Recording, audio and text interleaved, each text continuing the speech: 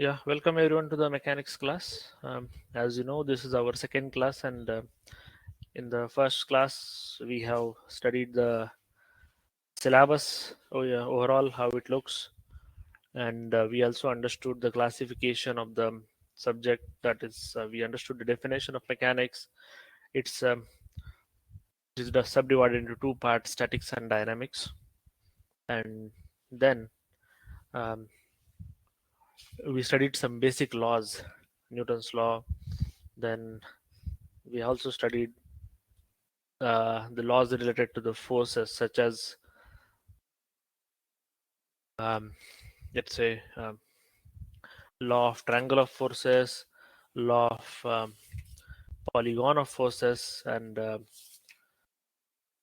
yeah, and also we have studied some basic things such as how we can draw the free body diagram, how we can transmit the force from along the line of action, and we also studied the force system. That is, at the end, I think we have studied this part, coplanar and non-coplanar force system, and how the concurrent and non-concurrent force systems looks like.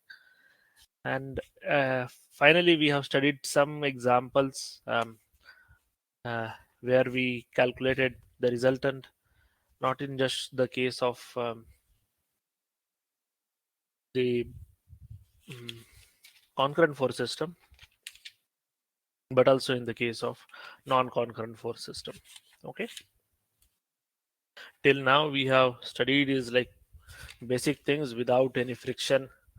Um, Even the free body diagrams which we have drawn um, in the last class were without considering the friction, where we assume that the surfaces are smooth, and then in that case, how we can draw the free body diagram under different situations, like when a body is kept on the surface, in between two surface, or if it is hinged to some surface, and if a ladder is there, then how it will look like. Okay, so all these things we have studied in the previous session, and in today's session, what we are going to study is uh, further.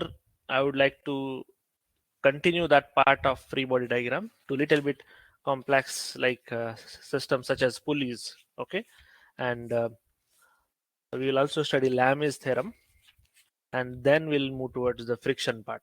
Okay, so it will be easy for you to understand and implement the friction in the free body diagrams, and then we'll solve the problems. Okay, so that is the agenda for today's class.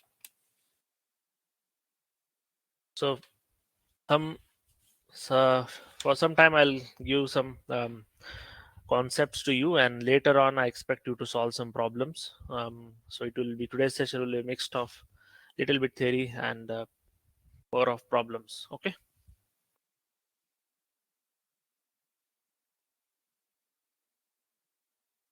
yeah, let me give an example of pulleys.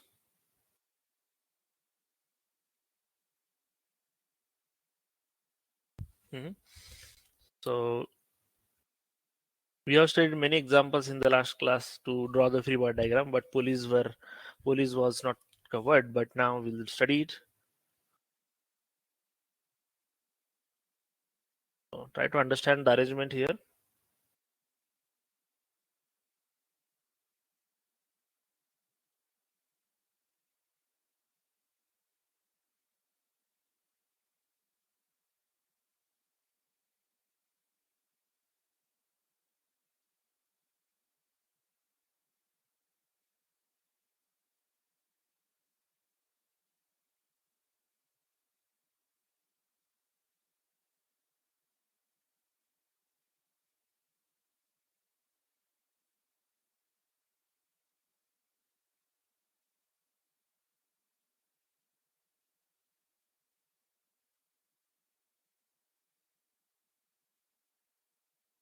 Okay.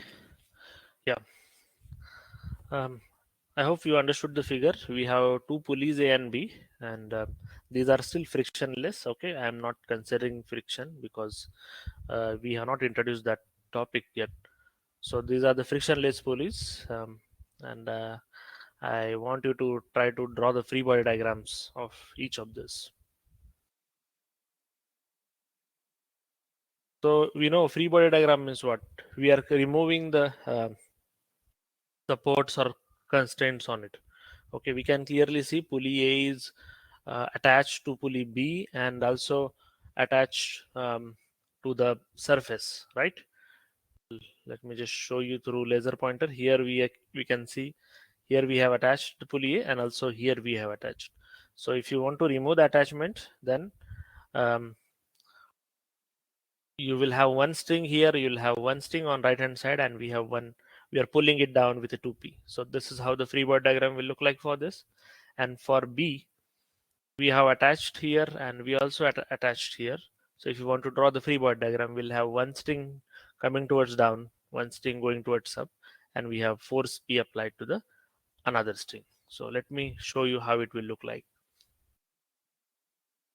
So in drawing the free body diagram is removing the supports and um, cons- constraints on it. Okay.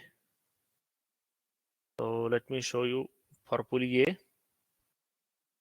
As it is, I'm drawing nothing different. This is 2p as it is. The one string is going up, another string is going up, right? That's how we'll draw the free body diagram. That's all.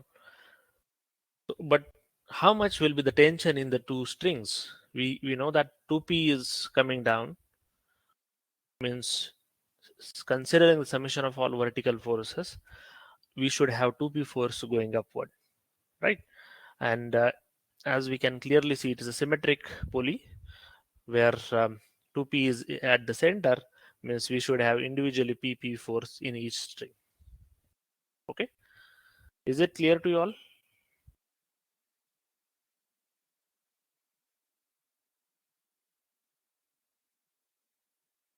Okay, or rather than assume this 2p is the weight of the pulley. Okay, even if we don't apply any force, okay, but let's say pulley has some weight, in that case also um, the stuff will be same. What about the second pulley?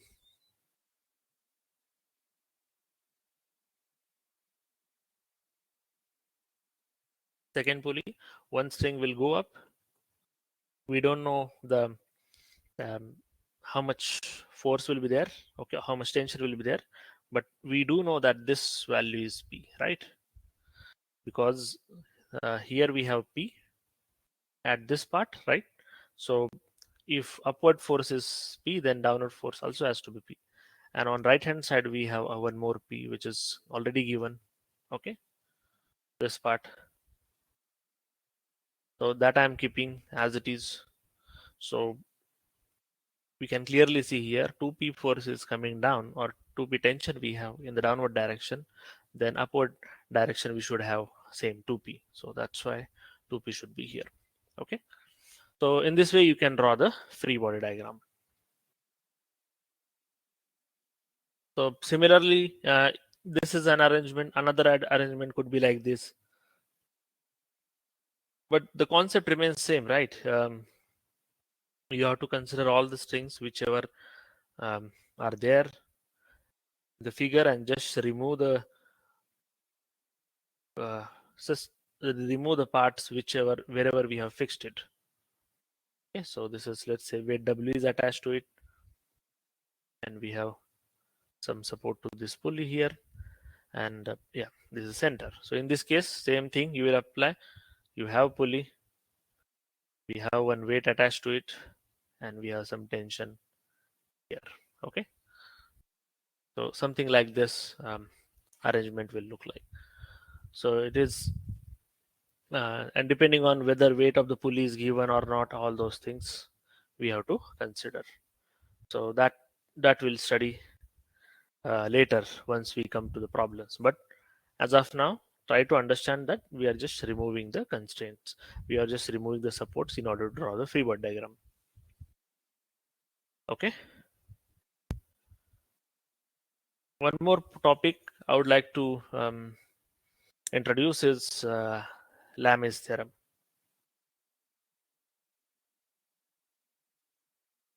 Sir, can you explain the previous period diagram, FBD?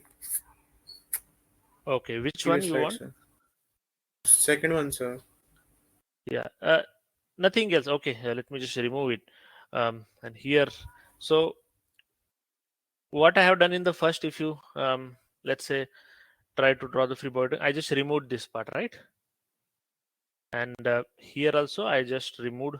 Um, I break it like this. Correct.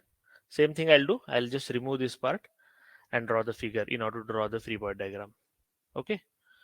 So removing the support gives you, um, or removing the constraints gives you the free body diagram.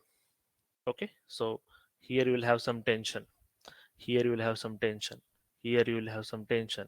Here in this direction. This direction. I hope both of the figures are clear to you now. Yes, sir. Sir, Let's the pause it. second one, it is a fixed. Which support is it? Pin support or is it a fixed support you are giving the pulley? Pulley is fixed. Pulley is basically pulley can rotate. Okay, pulley is not a beam or anything. Pulley means what? It can rotate about the center. Okay. Um yeah, you should not have, like, there is no support given to the pulley. You don't get confused into the let's say beams and pulleys. In beam you have different support. Let's say fixed support looks like this, hinge support looks like this, roller support looks like this. Okay, that is for beams. But for pulley means a simple concept where it rotates about the center. Okay, are you following? Okay, sir.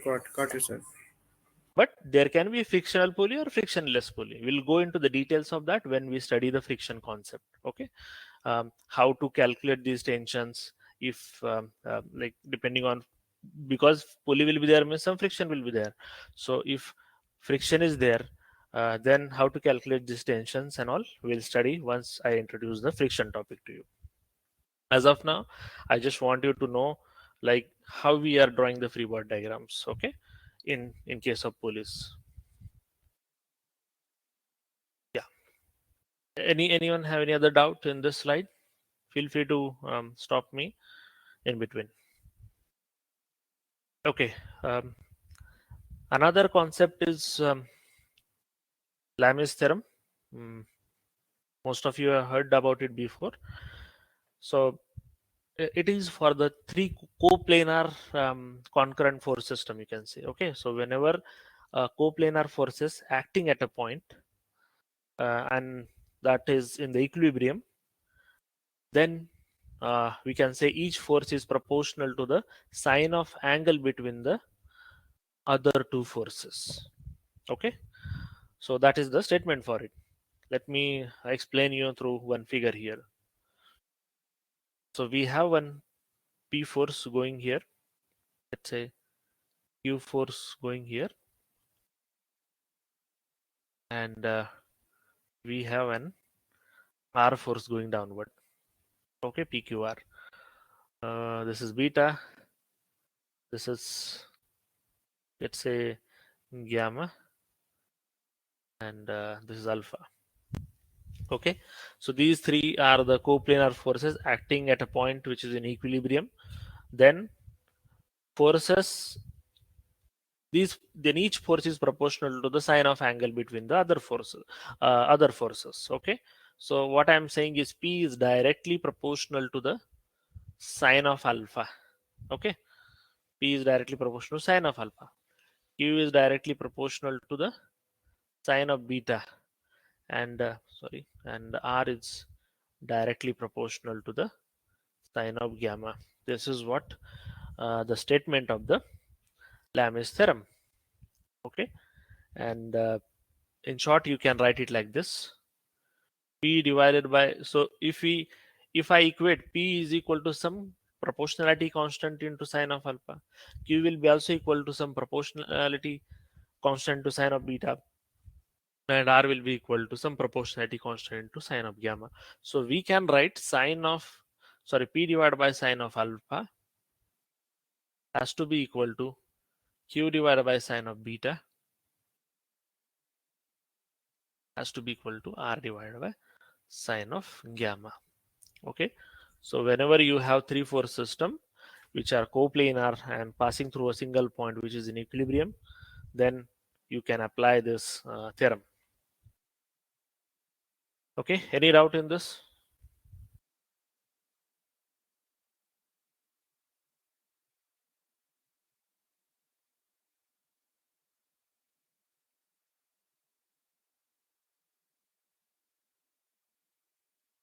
Okay, feel free to ask if you have any doubt.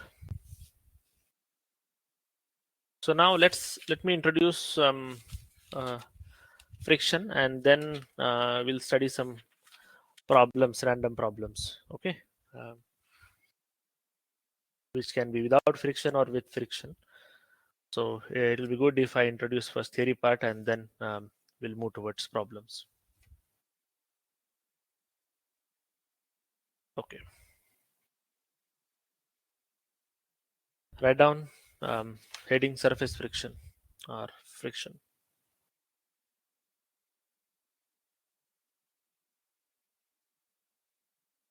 Okay, so what is friction? Friction is whenever the two surfaces are there which are in contact.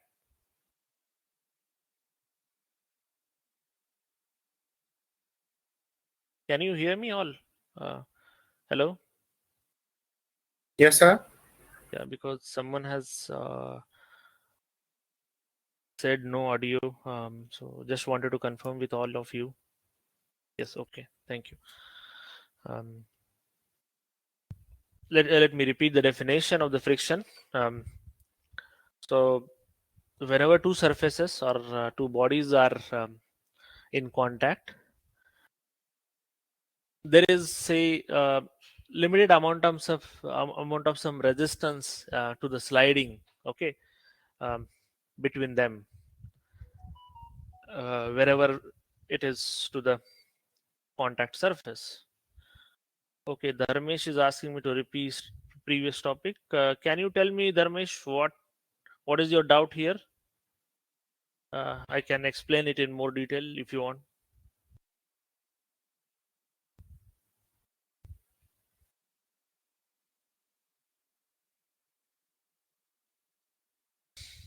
So it is nothing to like nothing difficult here to understand Lam's theorem.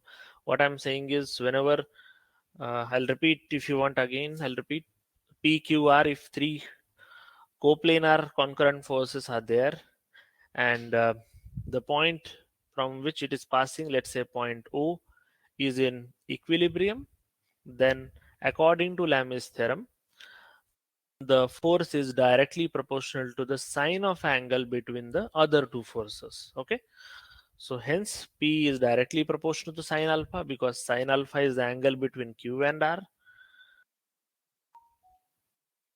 Q is directly proportional to the sine of beta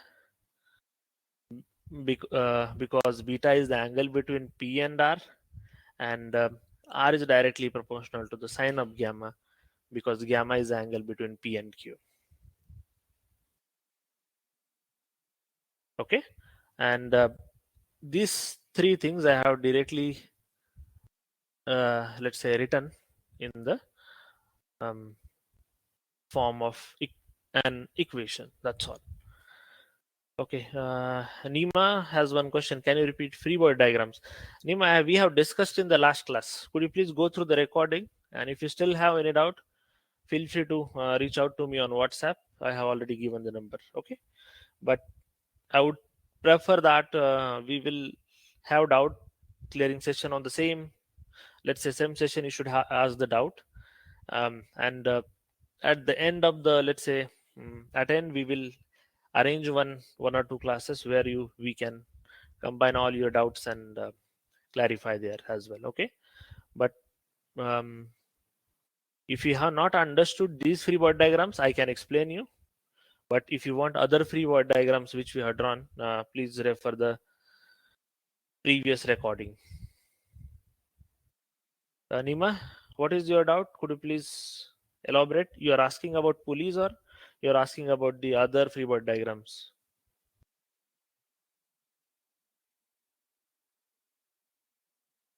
Hello?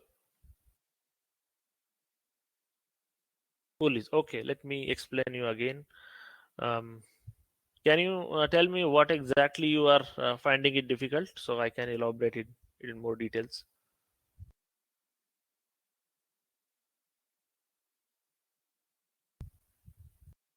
Yeah, feel free to unmute and speak. So you don't have to worry. You can directly unmute and ask any question. P and 2P. Okay. Uh, Nima, whenever we say body is in equilibrium, summation of all horizontal forces has to be equal to zero. Summation of all vertical forces has to be zero, and summation of all, let's say, moments has to be zero. Okay. So here, what I am considering is summation of all vertical forces is zero. That is what I am using as the equation of equilibrium. So if let me draw the original figures.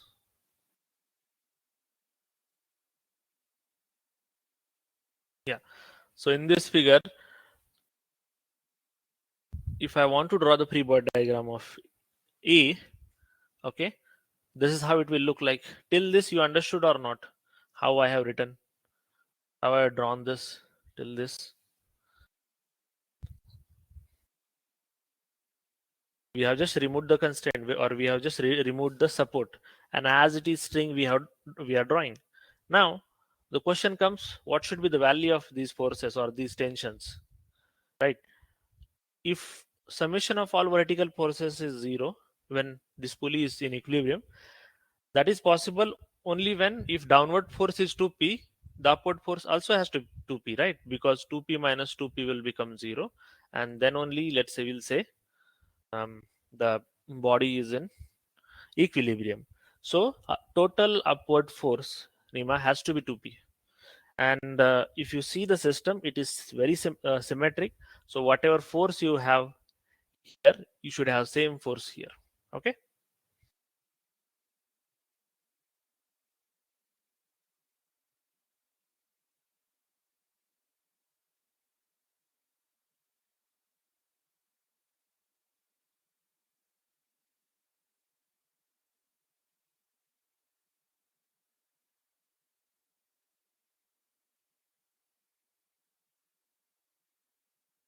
So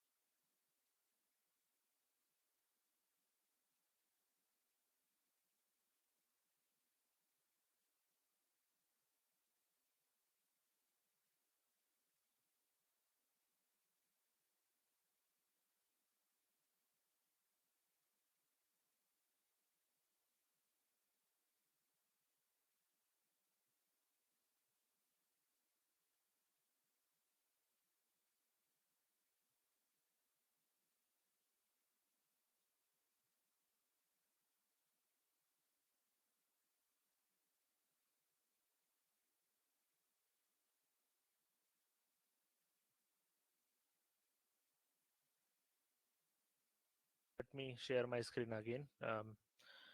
As I'm connecting through two devices, if yeah, if any issue happens, actually the device automatically switching the presenter mode. Mm, I hope now you will be able to hear me and see my screen. Yeah. So now, Mina, yes, what I was explaining you to is, yeah, till this you have understood. Total force is 2p, means this also has to be 2p, and as this figure is symmetric, it should be p and p. Okay, and the similar way we have drawn for the pulley number, pulley name b. Okay. Yes. Anyone have any other doubt till this?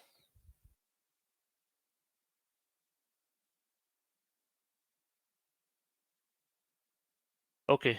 If no doubt, let me introduce the topic friction.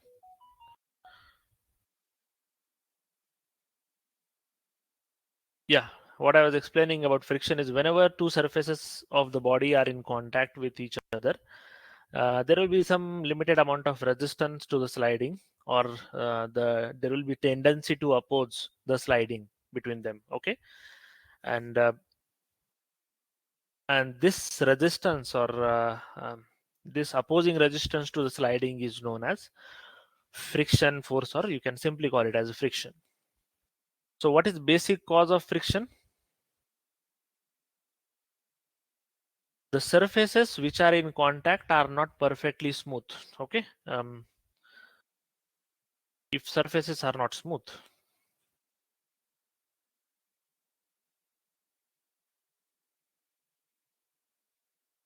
okay, if surfaces are not smooth, it means it will cause the friction, or it will cause some resistance to the sliding, right?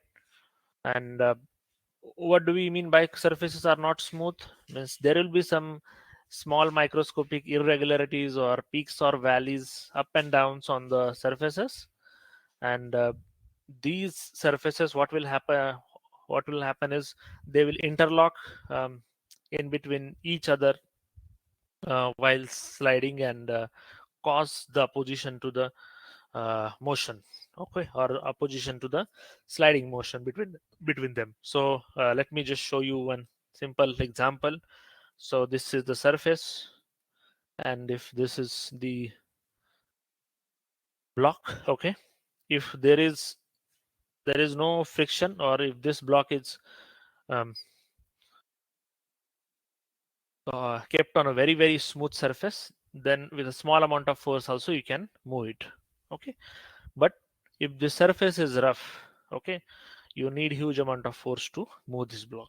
Okay, because the surface is irregular, and that what is happening is, because of that, there will be interlock between the surfaces of this block and the ground surface, and ultimately you need more force to overcome that resistance, and in order to move this block. Okay, so the friction is like, are of two type, you can say. When, see, when body is at rest, you need certain amount of force in order to move the block, right? That that phase, or let's say from complete equilibrium phase, we can call it as a static friction. When body is in motion, right, whenever body is in motion, still there will be a friction, because surface is not changing, surface is still rough, right? So it will still oppose some, still try to oppose, but our driving force is more than the opposing force, hence body is moving, right? So as to maintain the motion, we are applying more force. Okay, but it doesn't mean in that case frictional force is zero. Friction force will be still there, but we refer it as a kinematic friction, not as a static friction. Okay, so static friction is a concept when body is in equilibrium, and whenever body is in motion, we call it as a kinematic or dynamic friction. Okay, so let's draw a simple figure to understand this concept.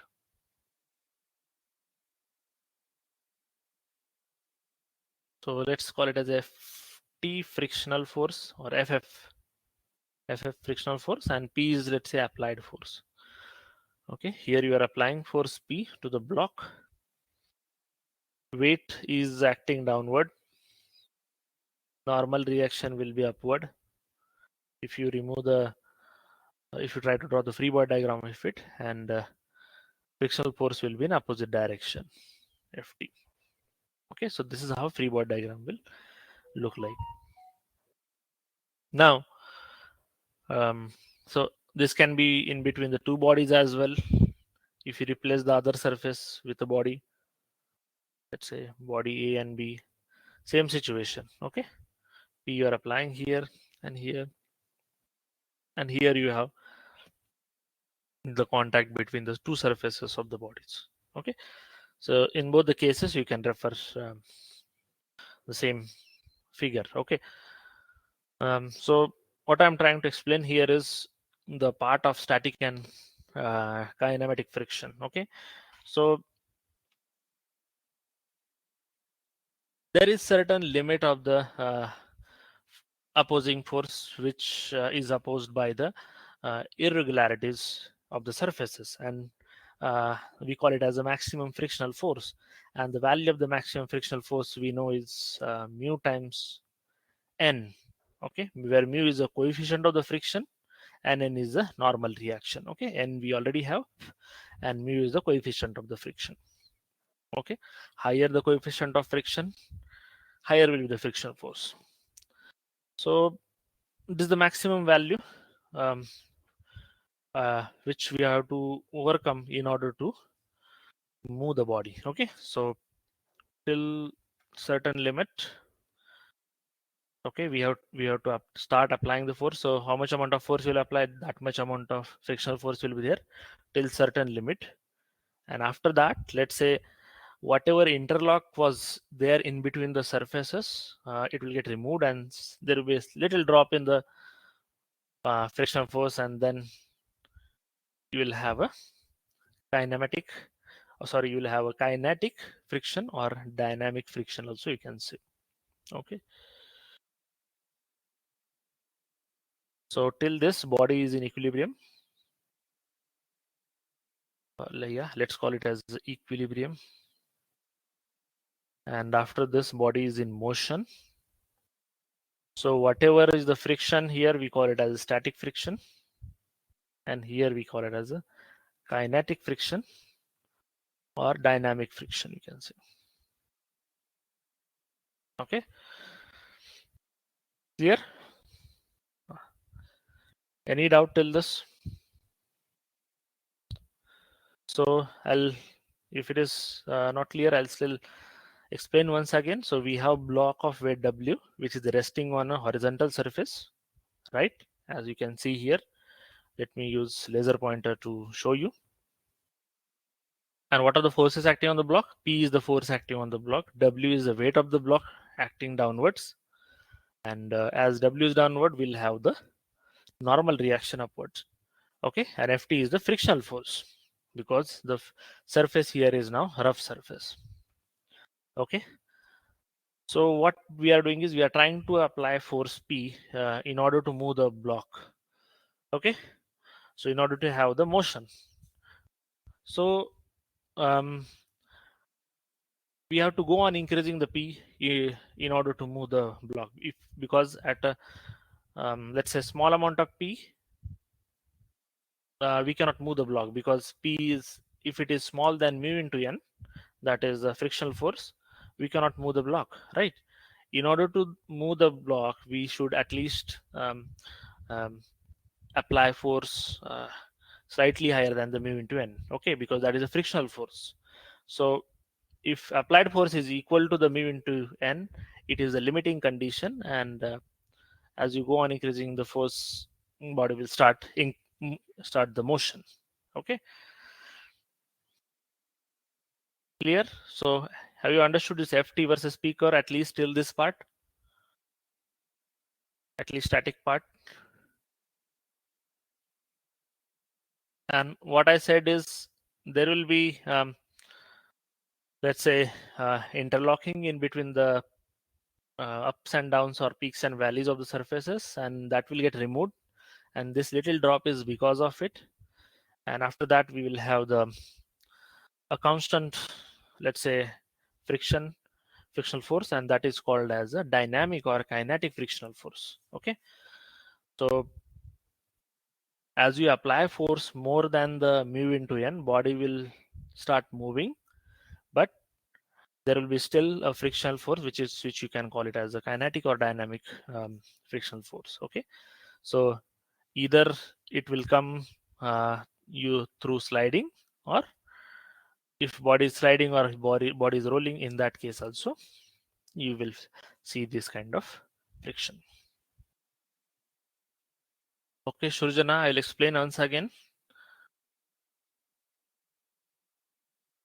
Mu into n is the maximum frictional force. Okay, in order to move the body, we should apply force more than this. Okay, is it clear to you, Shurjana?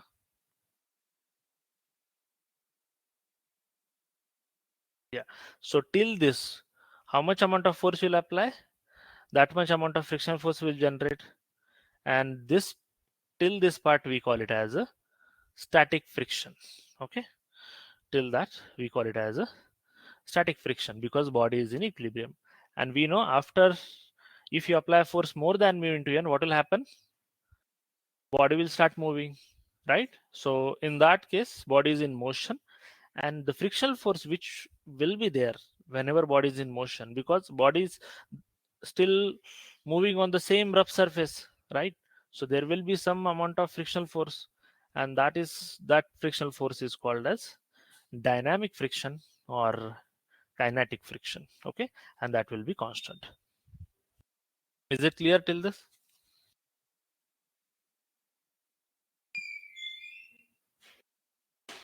Yeah.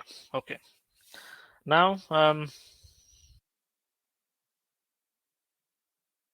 yes, what we can uh, refer from this is, yeah, okay, about the drop. Yeah, I explained 2 times, I'll explain one more time about the drop.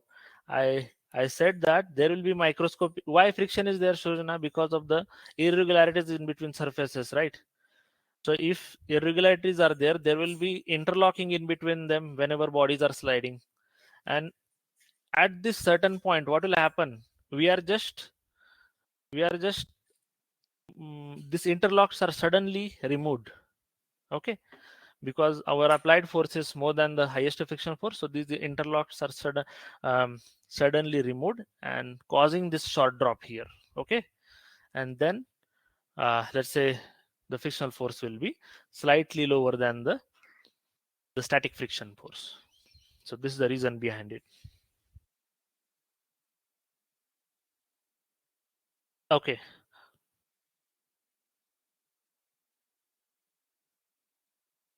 so in short, the static friction and kinetic friction we have studied. One more thing you should know here is the coefficient of friction, let's say, is mu, and in this static friction part you should assume it as a mu s.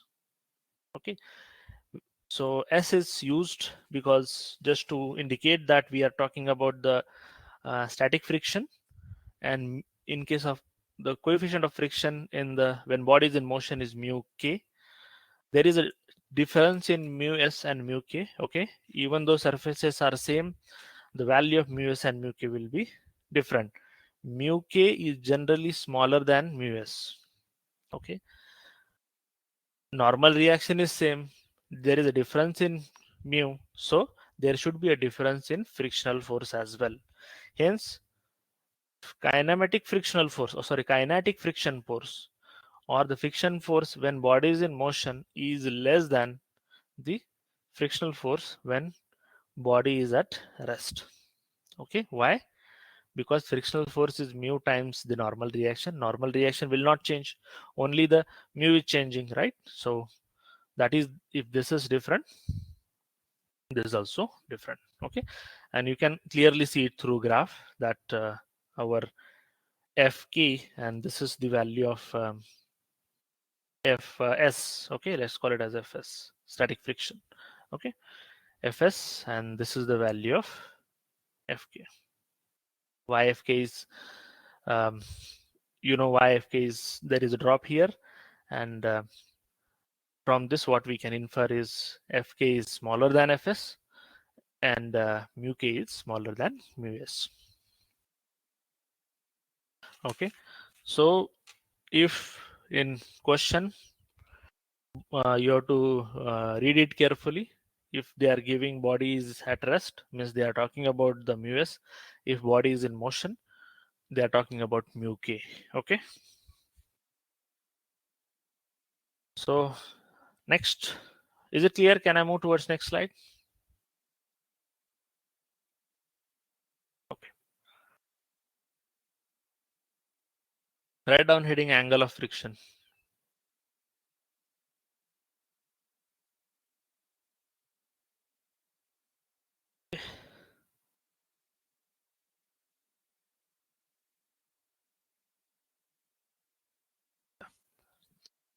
So let's say this is the body of weight W,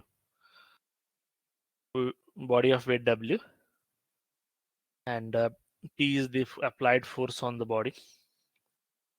Okay, and N will be the normal reaction. Okay, N is normal reaction, and mu is the frictional force. Sorry, yeah, mu into N is the frictional force. Let's call it F as the frictional force. Okay, F as the frictional force, or we can draw it here as well. Okay, F as the frictional force. So what is angle of friction? So if you take a resultant of,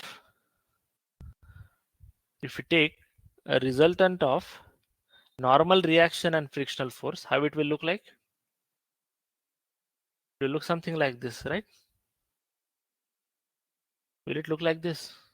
You know, resultant of two forces. How the resultant of normal reaction and frictional force. Okay, R is under root of n square plus f square in this case. Okay, or in general, R is a resultant of. Let's write it in general.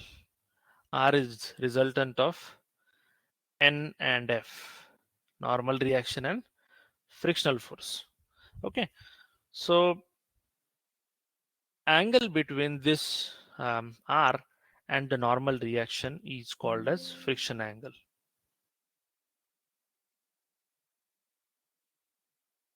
Just a minute. I'll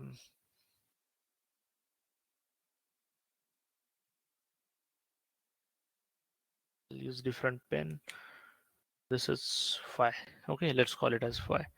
So this phi is called as friction angle.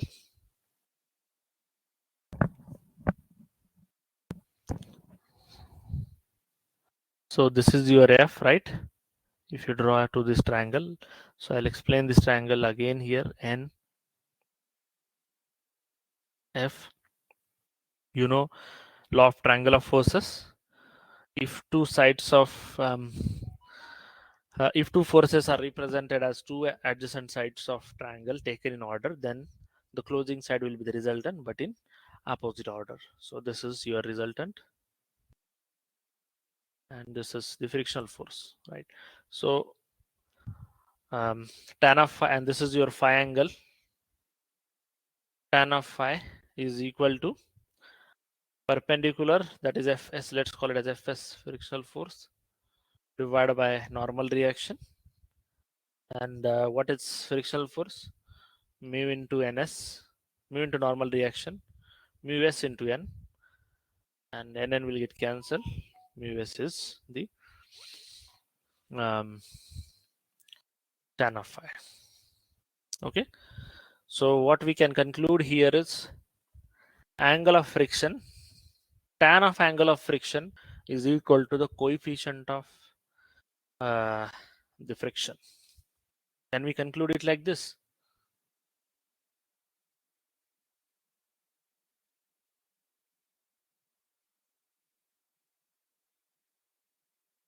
Tan of angle of friction is equal to coefficient of static friction, mu s. Okay, I'll repeat if it is not clear to you. The resultant of two forces F and R, F and N is R. Okay, R is the resultant, and the angle between R and normal reaction is phi. Okay, and tan of phi is frictional force divided by normal reaction, of course, and frictional force is mu into n, and n will get cancelled, and that's how we'll get tan of phi is equal to mu s. Okay, so phi you can also call it as the angle of static friction. Okay, because mu s is the coefficient of static friction. Yeah. Okay. Now, what about the let's say uh, kinematic or dynamic friction?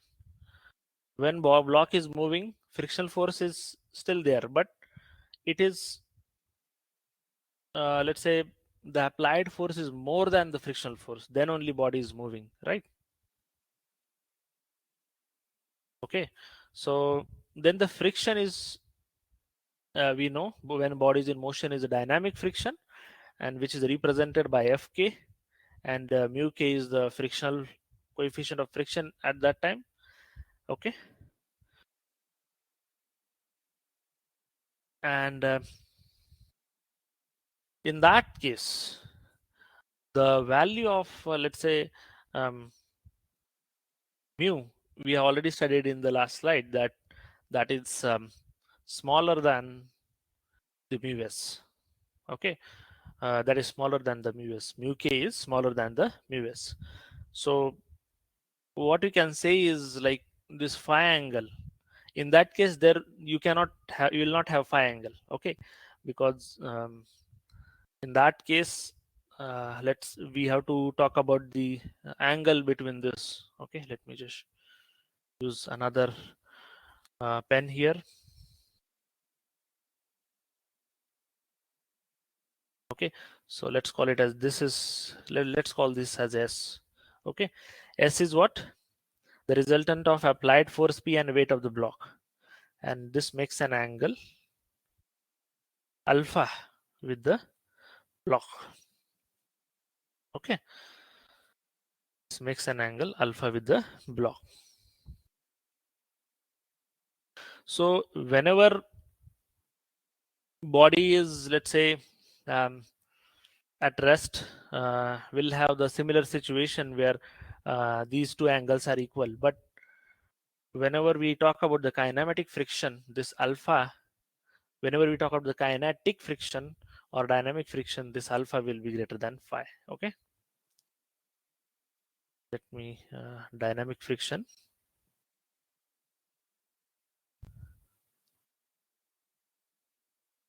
Okay, why dynamic friction like thing is like this? Because the applied force P is more than the frictional force.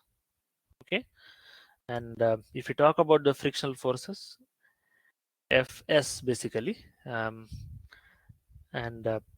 also the relationship between the static friction and kinetic friction is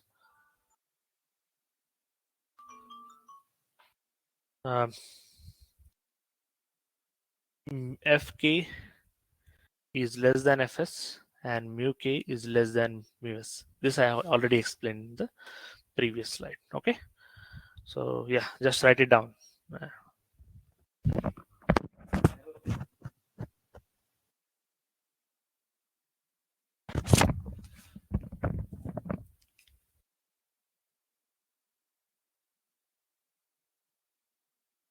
Okay, is it clear till this? Any doubt? Can I move towards next slide?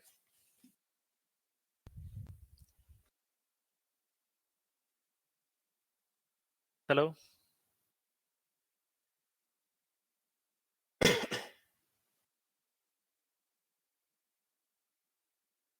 Yeah, okay. Um, okay, Vaibhav, I'll wait. Yes is the resultant. We got one question from the Ramesh. S is the resultant of P and W. Weight of the block is W. P is the applied force. Same as R. What is R? R is the resultant of NNFS.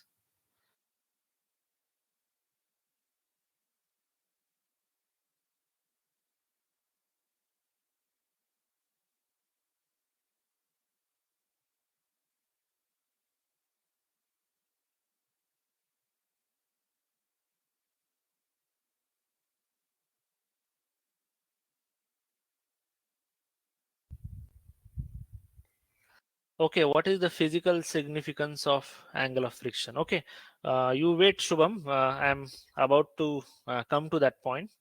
We have to study one more angle, that is angle of repose. Okay, there I will explain how these things are related to each other. Okay,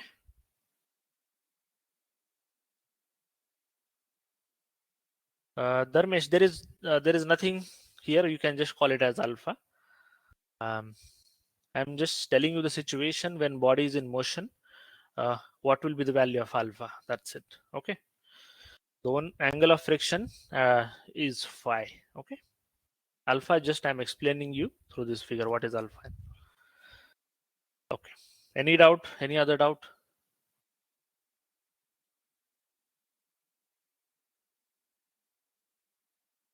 Okay. No doubt. Then let's go to the next slide and write down heading cone of friction.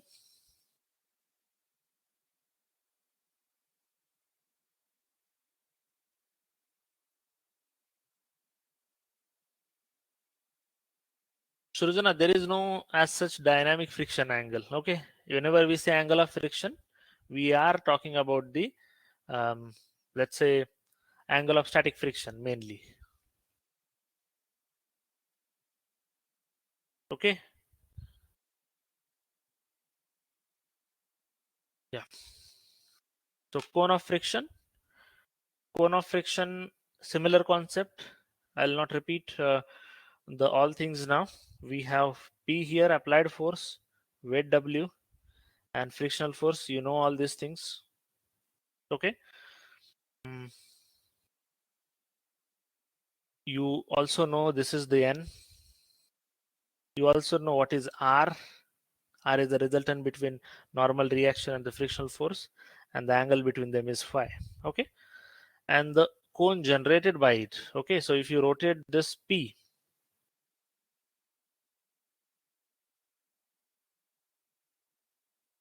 okay, so depending, if you rotate this P by 360-degree, you are basically creating a cone here. Are you following it?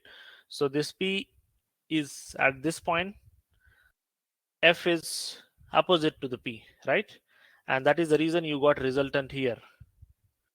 If you start rotating, revolving the P by 360-degree, okay, what will happen? Frictional force will go just opposite to it, right? And it will create a cone. Are you following how this cone is created?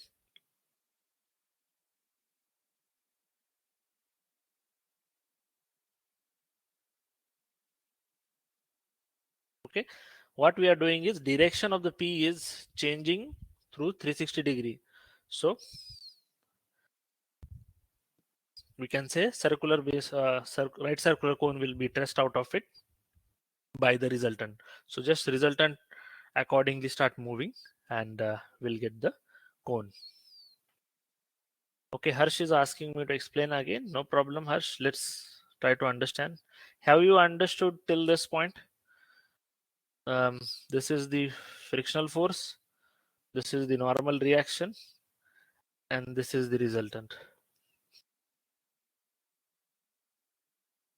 Is applied force. Is it clear to you till this?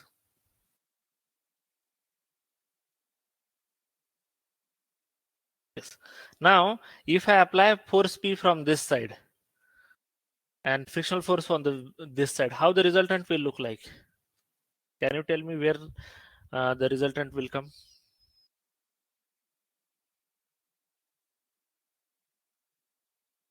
So I have changed the direction of P by 180-degree. can you tell me where the reaction resultant of frictional force and normal reaction will come? No, it will not come up. It will come like this here. In this situation, the resultant will be here, right? Yeah, on the left hand side. So previously it was here. Now it came here. So if you rotate it slowly by 360-degree, it will trace out a cone. That is what I am trying to explain. Is it clear now?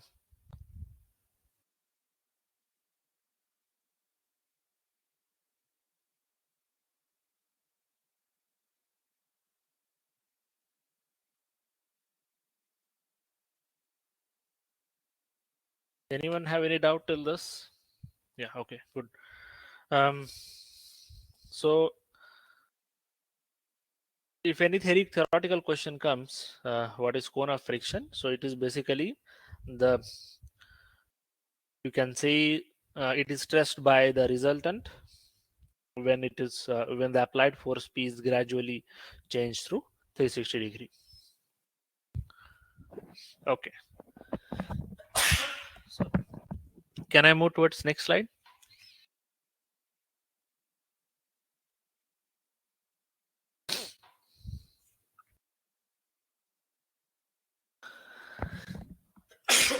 Okay, Harsh is asking, Harsh, this is a two-dimension paper. I cannot draw the force P and its frictional its friction force when the angle is 270-degree. Okay, are you trying to understand it? I'm teaching you in two-dimension. Yeah, so you have to imagine at least, because I told you from left hand side and right hand side, try to imagine from front side and back side, then you'll get 4 points and join them.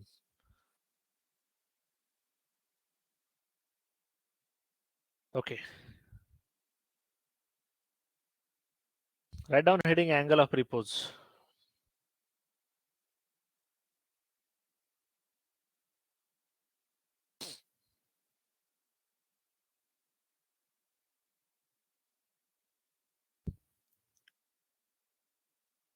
So here we'll see some applications of the um, coefficient of friction and angle of friction, whatever we have studied previously. Someone was asking us the application for it. So you can focus now. Okay, suppose now we are putting this block on some horizontal, some inclined surface, right? And let's say the lambda is the angle of inclination here. Okay, we are applying, we are not applying any force here. Okay, only the weight of block is W. Normal reaction by the surface is N, but the surface is rough. Okay, so the coefficient of friction is, let's say, mu.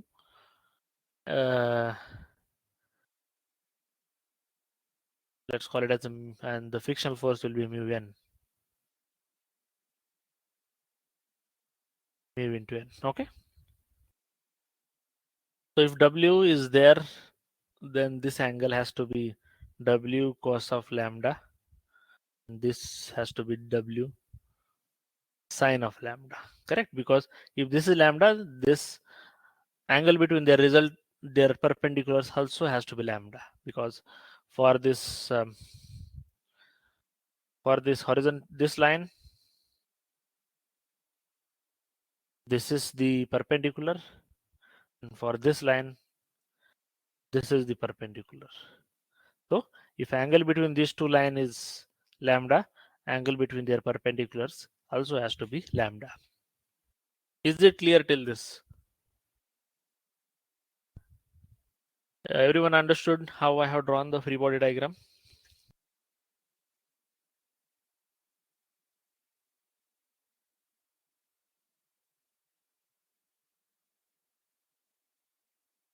Yes. Okay. So now, if this angle is very very small, for example 0 degree, body will, whether body will move? No, right? Because we are not applying an external force. If we are inclining, okay, this alpha is not zero, so is this, sorry, this lambda is not zero, let's say 10 degrees, something like that, but surface is rough, there is still chance that block will not move.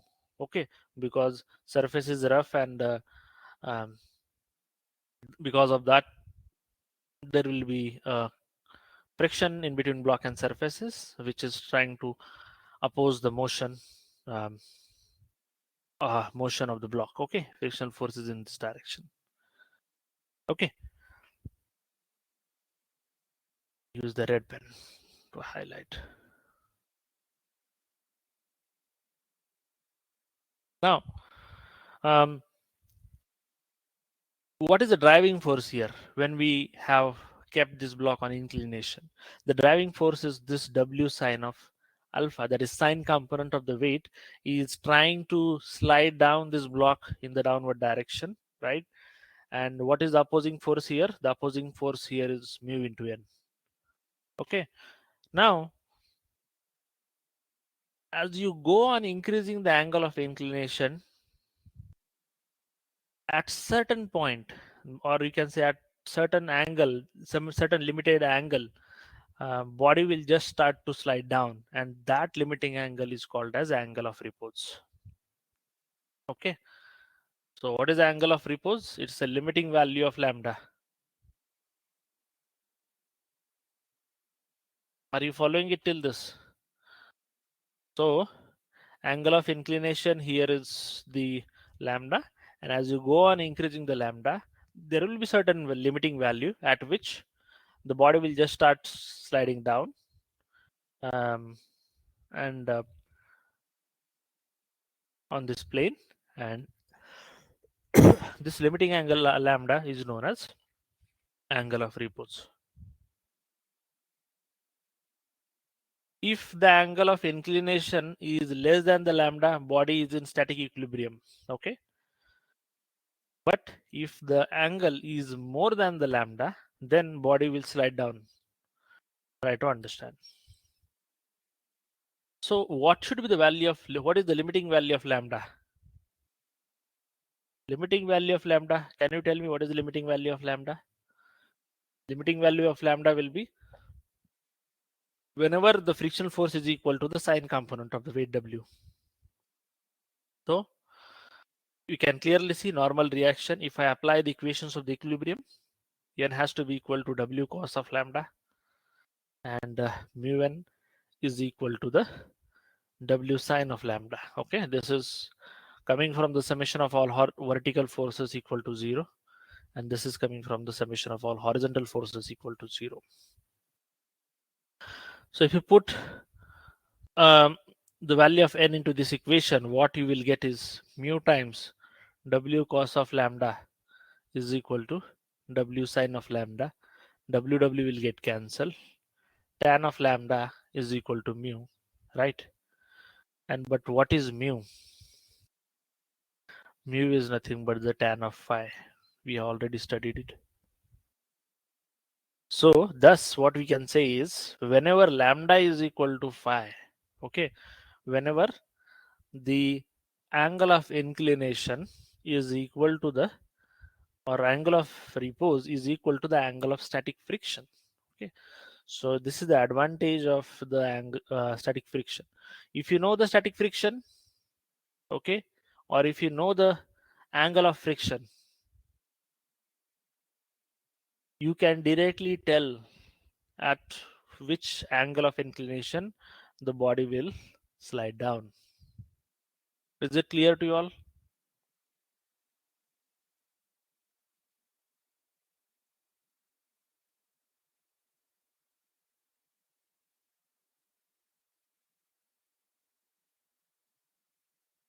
Let me know if you have any doubt here.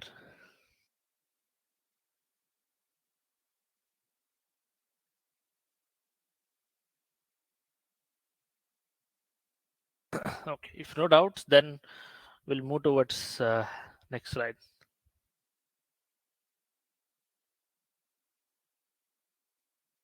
Yes, Pranjul, right. Angle of repose is equal to the angle of static friction. Okay. What is lambda? Limiting value of lambda is angle of repose, and that is equal to the angle of static friction. Uh, Manika, what is your doubt? Can you ask me? I'll emphasize more on it.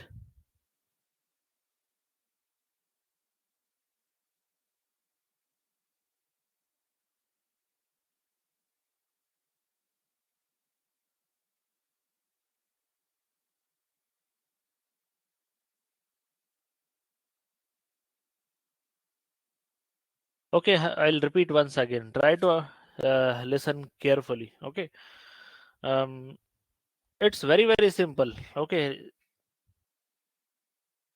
Try to understand. I have drawn. Everyone understood free body diagram? Anyone have any doubt in the free body Yes. diagram? Harsh, Manika, have you understood the free body diagram? Yes. Okay. Have you understood these equations of the equilibrium? How I have written? Summation of all vertical forces is 0. Summation of all horizontal forces equal to 0. What are the forces in vertical direction? N. So N has to be equal to W cos lambda, right? And summation of horizontal forces, mu N has to be equal to W sine of lambda, right? Is it clear till this part? If you have any doubt, I'll repeat this again. Okay. Now, I have just kept the value of N into the second equation, this equation. So what is the value of N? W cos of lambda. So W cos of lambda times mu is equal to W sine of lambda. W will get cancelled. What we'll get is sine of lambda divided by cos of lambda is equal to mu. So tan of lambda is equal to mu. And we know what is mu. Mu is tan of phi. So what we can conclude out here is angle of repose is equal to the angle of static friction. Okay. And that is equal to the coefficient of friction.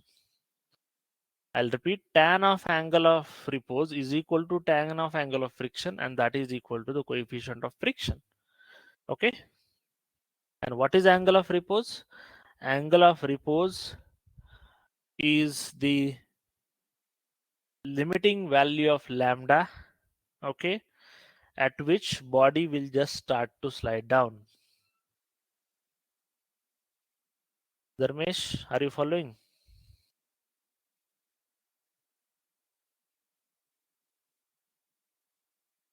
Harsh and Dharmesh, is it clear to you?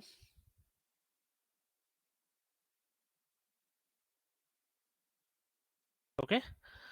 If you have not written, write it down.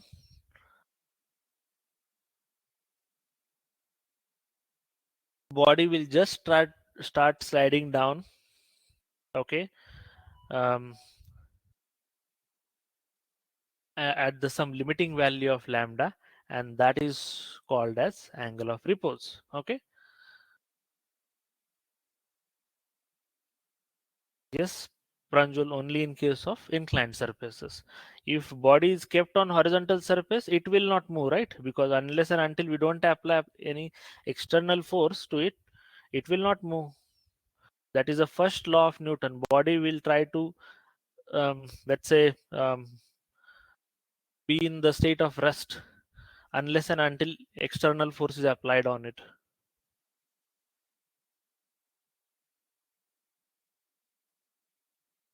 Yes. Here,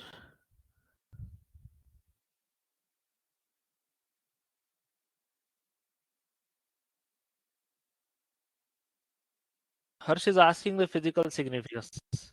I think you have not understood this.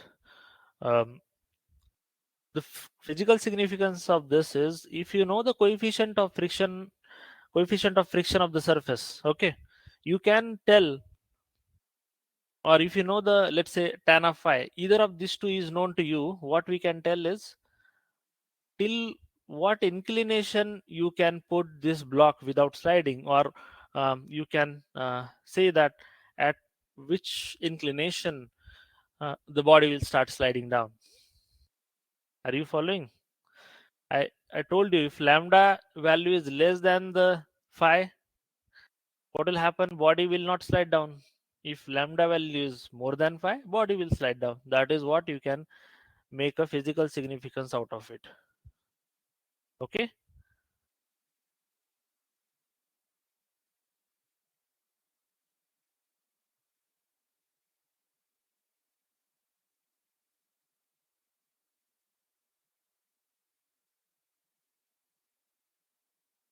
So what you can do is mm, take some wooden block, okay, make some angle and put one book on it, and start, let's say, um, uh, increasing the inclination angle. You will see that at certain point, the, let's say, this is you, let's say, your wooden slide, and on that you are putting one book at some particular angle.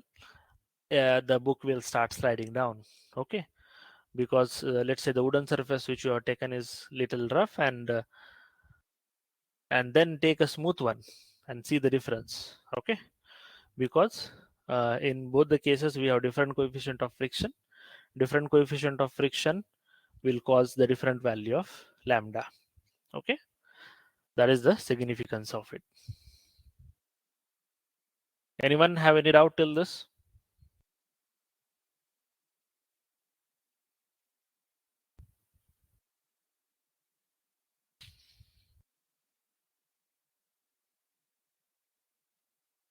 Okay. So I'll just make a little complex situation to this same figure, and you try to draw the free body diagram now. Nothing more I'm asking, just try to draw the free body diagram, okay.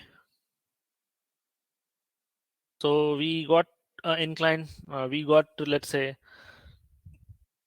um, a block which is kept on an inclined surface with an angle alpha, for example, and we are applying some force P.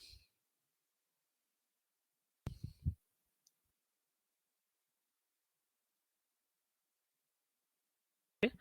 But force P is applied at certain angle. Let's say that angle is theta. At theta angle, we are applying force P.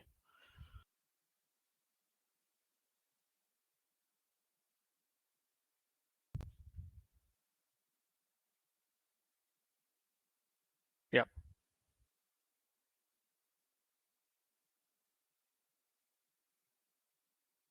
So try to draw the free body diagram for this. Coefficient of friction is mu in between the surface and the body.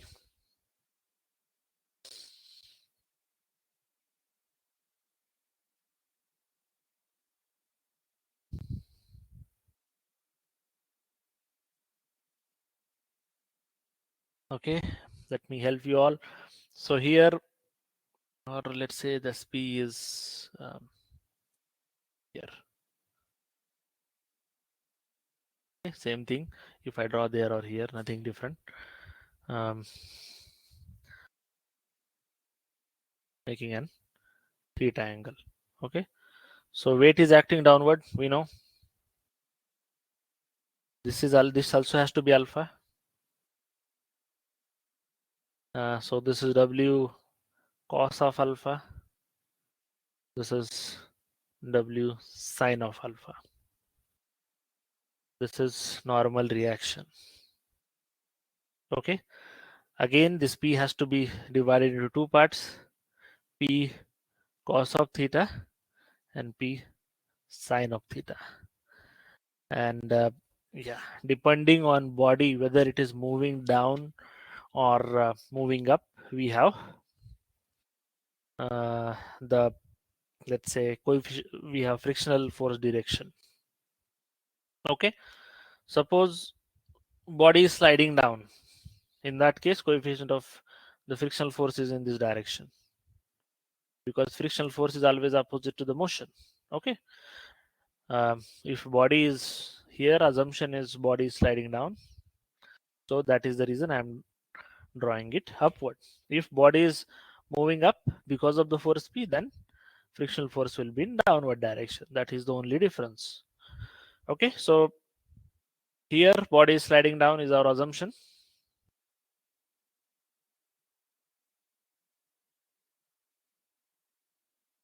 Okay, so if question comes like body is sliding down because of the self weight at particular angle alpha, how much amount of force P we have to apply in order to stop the body?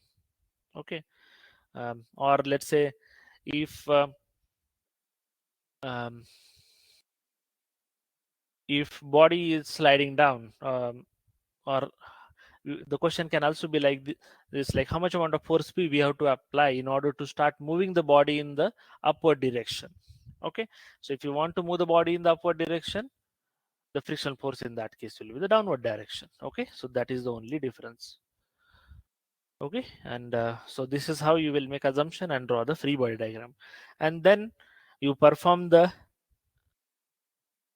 equilibrium analysis on it. The summation of all horizontal forces equal to 0, summation all vertical forces equal to 0, and you will get equations out of it in order to solve the problem. Okay, but if you know the free body diagram, other things you can easily do. Anyone have any doubt in this?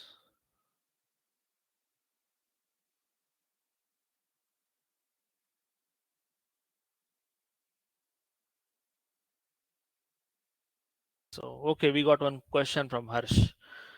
um, we have assumed the force P passing through same point. Yes, all these problems we consider and consider that all the forces are passing through same point. See here also mu n I'm drawing at the down, but still I'll consider it in the let's say passing through the same point, right? Are you following?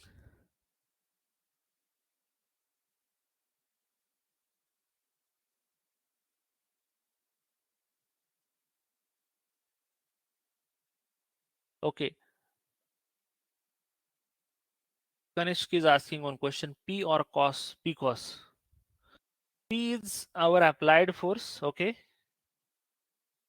um, Kanishk, and P cos theta is horizontal component of the force, and P sin theta is the vertical component of it. I didn't understand what is your question. The applied force is P, and these two are the let's say the components of it. Yes. Shrujana, I have explained before as well. Direction of frictional force is always opposite to the motion. If body is moving in upward direction, frictional force is in the downward direction. If body is moving in downward direction, frictional force will be in the upward direction. So read the question carefully whenever you get where body is moving, and accordingly draw the direction of the frictional force.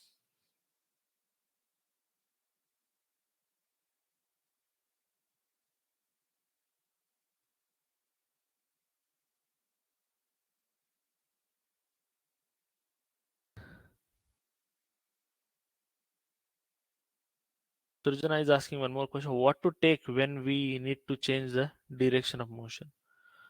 I didn't understand your question. What to take means um, direction of motion. If you are considering in if body is moving in this direction, motion is in this direction, right? Frictional force will be in this direction. This is one part I'm explaining. If body is moving in this direction, then frictional force will be in this direction. Are you following?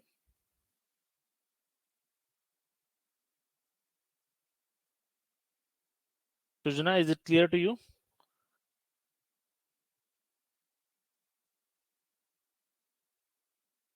Okay. Okay. Yeah. Everyone understood how to draw the free body diagram. Later we'll solve some questions on it. Then it should be easy for you to solve. Okay. There I expect you to solve on your own, because if free body diagram is known, equations of equilibrium are known, then there is nothing else to teach. Okay, so you have any free if you have any doubt in this, you should ask me now, so that when we solve questions, things you should be independently able to solve the questions.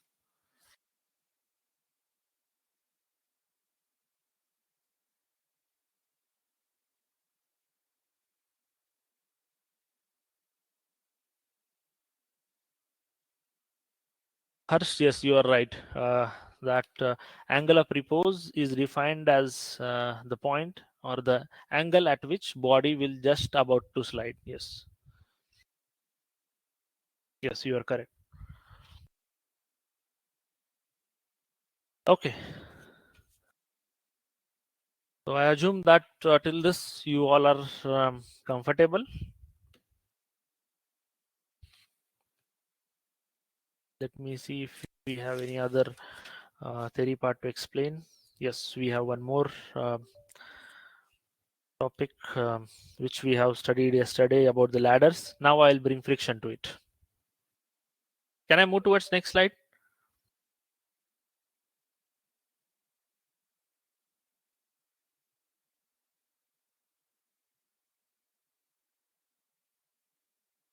Yeah. Okay. Hmm. Let's take the situation.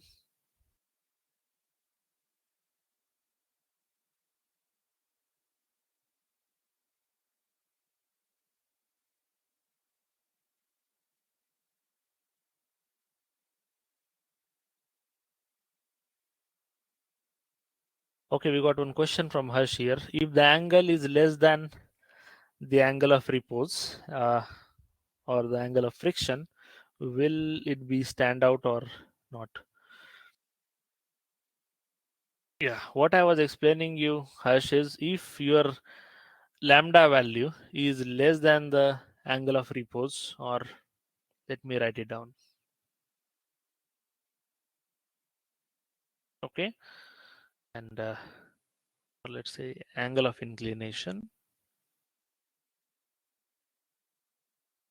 Okay, if angle of inclination is less than the angle of repose, body will not slide,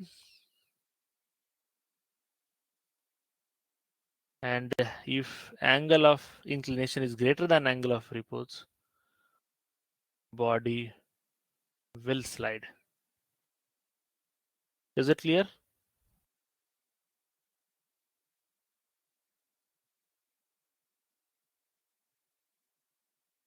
Yeah, okay.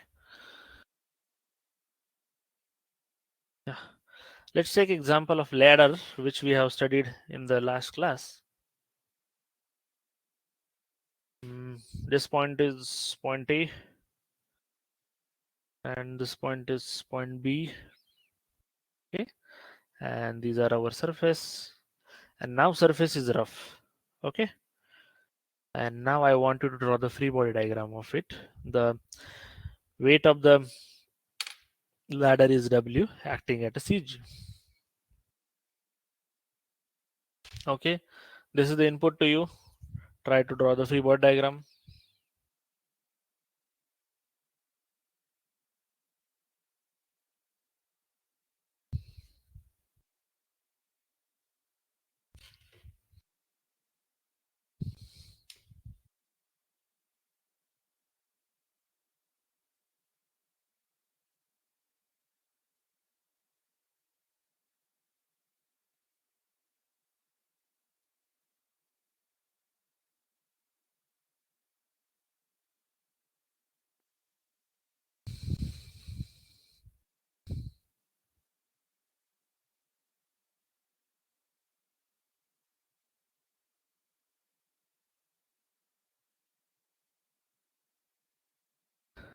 Yes, so correct.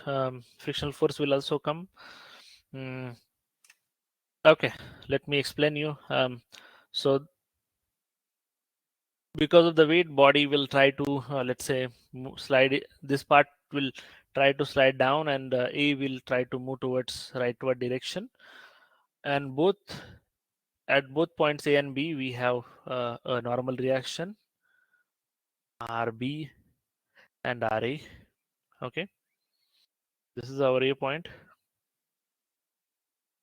Both the points will have the frictional forces, that is mu1 n1, and here it will be in upward direction, mu2 n2. As already written, weight will be acting in downward direction. Okay, this is how it will look like. Yes, two frictional forces and the weight, that's all.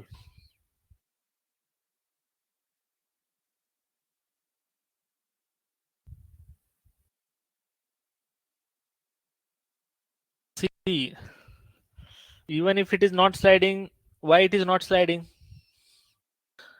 Aman?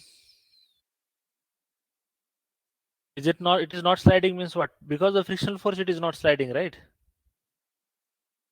And the direction of friction force is opposite to the motion. Yeah, there is no chance that this ladder will move in this direction, right? It will move in this direction only. Like this B part will come down and A part will go towards right. Unless and until you don't apply any other force, A will not go towards left hand side. You agree or not? Yeah. So if if it is not sliding, A is not sliding towards rightward, means what? It is not sliding because of the friction in between the ladder and the surface, right? So you should decide the direction of the frictional force at this moment itself.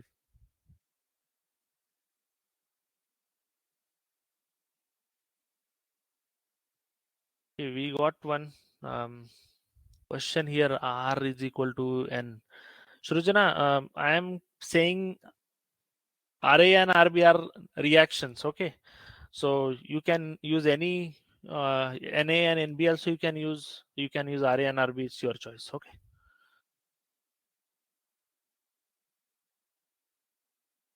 Yeah, yeah. Here, okay. Here I used N1 N2. Let's make it more.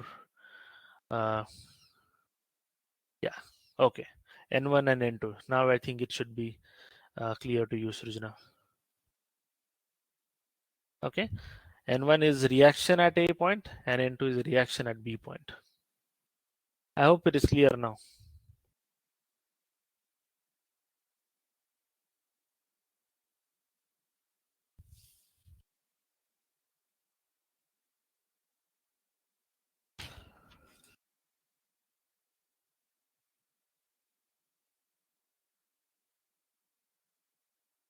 Okay, let's solve some questions now.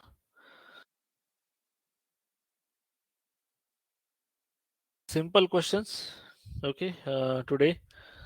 No, nothing fancy. Okay.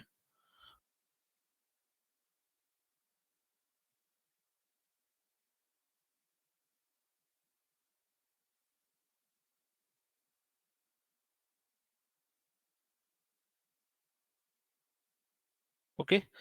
Um, Weight of the block is let's say 200 Newton.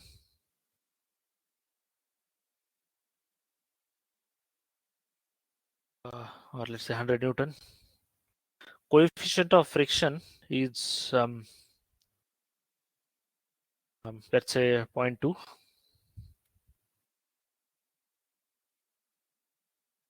10 Newton. How much is the frictional force?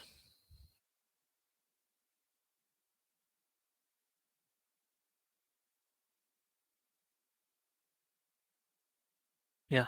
Can you tell me the answer? How much is the frictional force in this figure?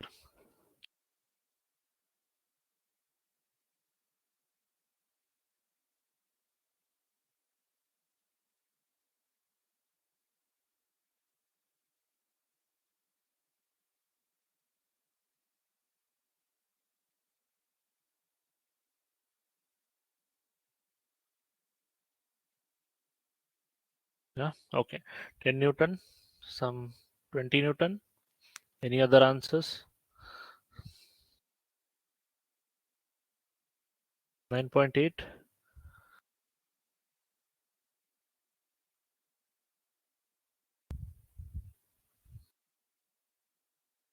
220. Okay, we got like variety of answers here.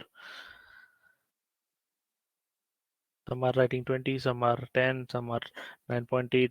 Okay, let's try to solve this question. It's the simplest question if you understand the concept of friction. Okay, this will tell you whether you understood the friction concept or not. If you try to draw the free body diagram of this figure, how it will look like? 100 Newton force will 100 Newton is the weight of the block. Normal reaction will be still 100 Newton. Okay, rightward force is 10 Newton, and the frictional force will be in the leftward direction. Okay, Fr or Fs. Okay, how much is the frictional force, maximum frictional force? Mu into n. Okay, mu is 0.2, n is 100, so it is 20. 20 is the minimum force which you have to apply in order to start moving the body. Okay, but how much amount of force we have applied? We have applied only 10 Newton force. So how much frictional force will generate at this point? The frictional force in this case will only be 10 because you have not applied 20 or more than 20. Okay, so are you getting it? If I ask this question, let's say 30 Newton is the force applied, and in this case, what is the frictional force? In that case, can you tell me the answer now? In this case, if 30 Newton is the applied force, yeah, in this case, 20 is the correct answer because our applied force is more than 20, but the maximum frictional force can reach up to 20 Newton itself. Okay, so I hope you are getting it. Here we are just applying 10 Newton. So frictional force will be only 10 Newton. If you apply 5 Newton, frictional force will be only 5 Newton. If you apply 15 Newton, frictional force will be 15 Newton only, because for every action there is equal and opposite reaction. We have studied um, the third law, right? And body is in equilibrium. Body is not moving. Okay, so body is not moving here. It means summation of all horizontal forces equal to 0, and that is possible only when Fs equal to 10. Okay, so that is the reason 10 is the correct answer in this case. Don't get confused with mu into n. Mu into n is a maximum frictional force. Okay, mu into n is a maximum frictional force. Okay, this is maximum frictional force which can be, or maximum possible frictional force. Or in other words, 20 Newton is the minimum force you have to apply in order to start moving this body. Is it clear, Dharmesh? I have not subtracted anything. I have not subtracted, Dharmesh. 10 Newton is the applied force. See, I'll explain you through some see, very simple example. You take a very, let's say, heavy box and try to push it. You push it with one hand with certain force. Okay, let's say you are applying 15 Newton force, let's say 150 Newton force using one hand to the box. Okay, and now use your both the hands. So this is a first situation, and second situation is same box. Now you are using two hands to push it. Okay, you are in this case, let's say 150 Newton, and in this case 200 Newton. Okay, and assume in uh, the frictional force is 300 Newton. In both the cases, you are not able to move the body because your applied force is less than um, the frictional force. In this case, what is the frictional force? 150 only, right? Because maximum frictional force is 300 Newton, and you are just applying 150 Newton Dharmesh. So reaction will be, or the frictional force in that case only will be 150 only, right? Same in the case of 200 Newton. You are applying 200 Newton, so frictional force generated will be also 200 Newton, right? How can you say that frictional force in that case will be 300? We cannot say like that, right? 300 is the maximum frictional force or the minimum frictional force you have to apply in order to move this box. Okay. Similarly, in our problem, 20 is the maximum frictional force or the minimum force you have to apply to the body in order to start moving it. Okay, this is how you can refer it. So in this case, the frictional force is the 10. So you should type 10 answer here. I hope it is clear to everyone. Okay. So if this is clear, then at least the concept of friction is clear to you. Now we can solve some questions randomly. Take one question.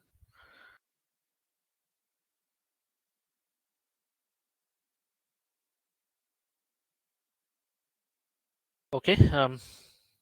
I'll read the question. You write it. A circular roller of radius 5 centimeter. No need to write it completely. Okay. You can just write in short. Circular roller of radius 5 centimeter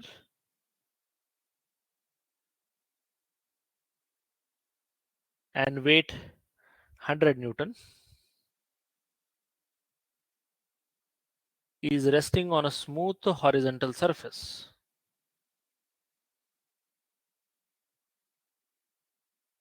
Smooth horizontal surface. Okay. Each statement is important. And he is held in the position by an inclined bar AB. Okay. AB is an inclined bar. Length is 10 centimeter as shown in this figure. Okay.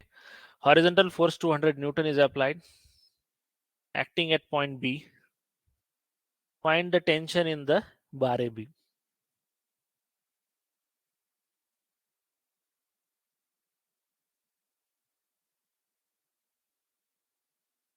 Okay, so you have to find tension in bar AB.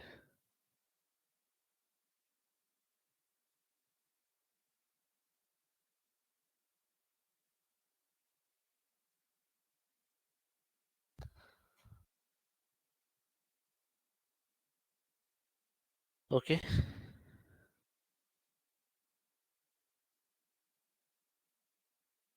I'll give you 2 minutes of time to solve this. And you try to tell me the answer here.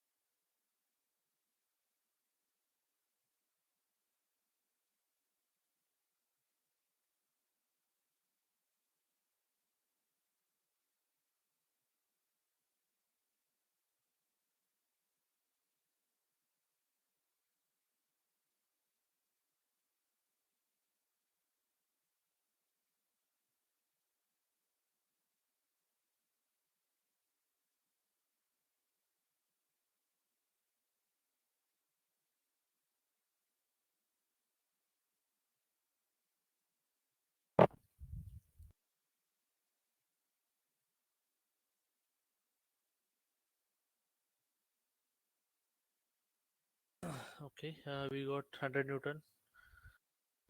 No, 100 Newton is not correct.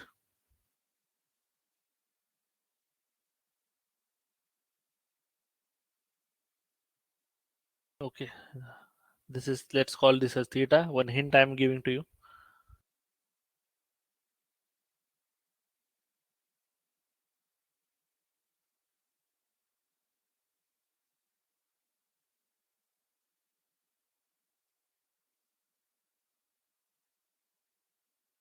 Two 230, yeah, okay, yes, 231 is the correct answer. Yes, right. Some of you all already got it. Good. So yeah, if you try to draw the free body diagram here, how it will look like. We have one force 200 Newton towards right hand side. We have one force here, let's call it the tension AB, which we have to calculate, and one normal reaction in upward direction, because this is resting on, this roller is resting on a horizontal surface. So let's call it as a B. This angle is 90 degree. These two values are given to you. Your base is 5 centimeter, and the diagonal is 10 centimeters. So cos of theta will be base divided by hypotenuse. So it will be for 60 degree. Theta is 60 degree, right?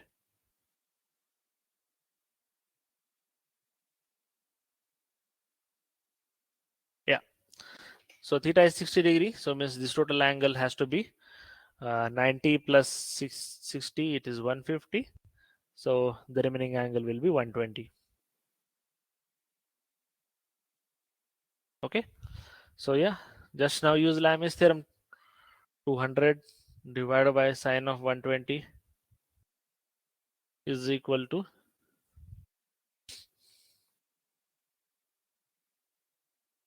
FB divided by sine of 150, and that is equal to TAB is equal to sine of 90. So TAB you can easily calculate by this. TAB is equal to 200 into sine 90 is 1, and divided by sine of 120. That's all, right? So you can easily calculate here TAB, that will be equal to 231. And if they are asking normal reaction at point of contact, you can also call it as calculate it FB. FB you can calculate if they are asking, but in this case they are just asking you the tension in the bar AB. So 231 is the correct answer.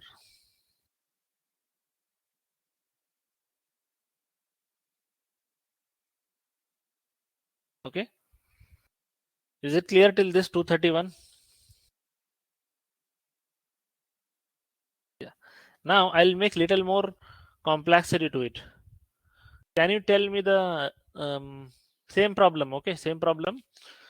Can you calculate the vertical reaction at point C? You have to consider all things, right?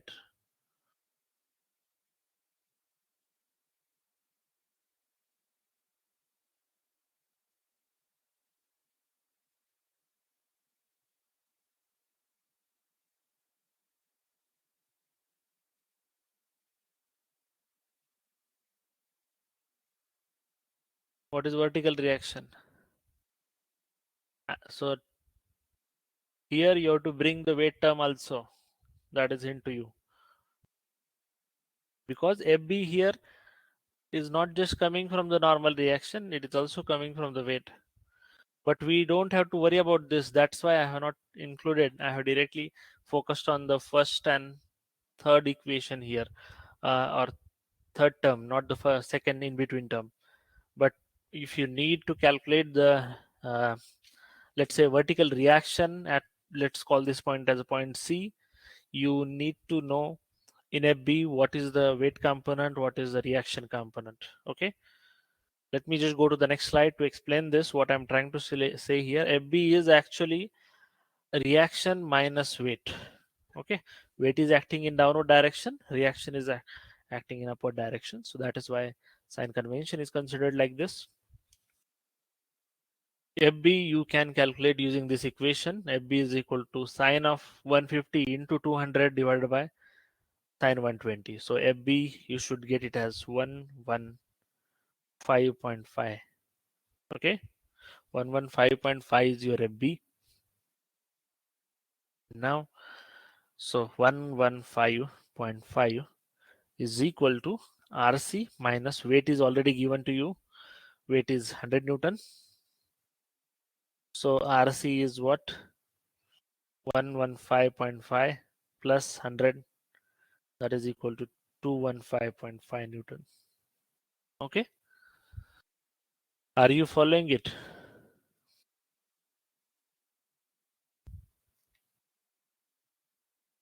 Yeah. Okay.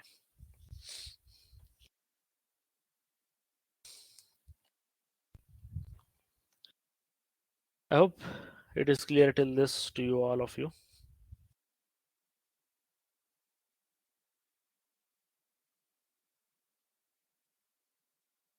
Can we move towards next question?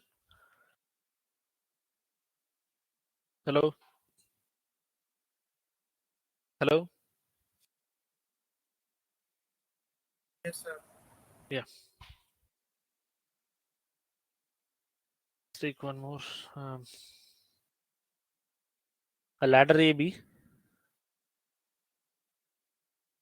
a ladder AB of weight W and length L.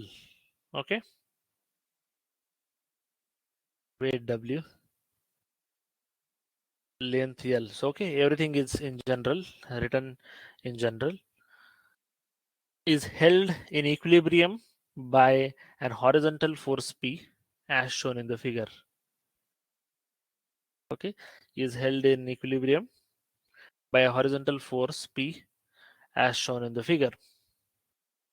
Assume ladder to be in a uniform body, okay, and all surfaces are smooth. Find the value of P. All surfaces are smooth. Meaning is you don't have to consider the friction. In this problem and previous problem also we have used this term. Okay. Yeah. Assume ladder to be a uniform body and all surfaces are smooth. So basically uniform body means CG is at the center. You can say here it as W. So L by 2 distance, L by 2 distance will be there from the ends where you will have the CG. Okay. Yeah. Find the value of P. So the options you'll have W tan of theta, 2W tan of theta, W by 2 tan of theta, W by 4 tan of theta.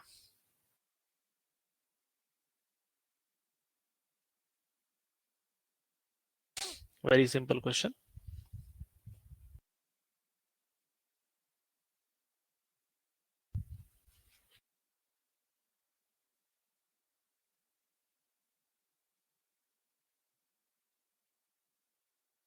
Yes. Yeah, you can post your answers. Yeah, what is theta here? Yes, correct. Theta is this angle.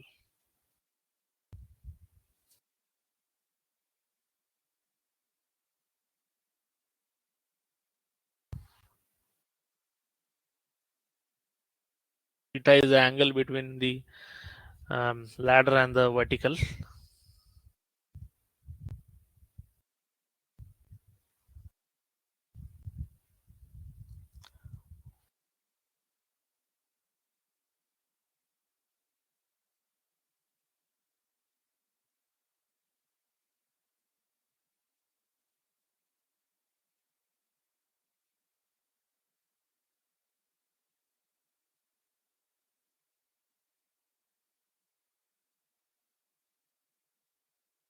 Okay, anyone?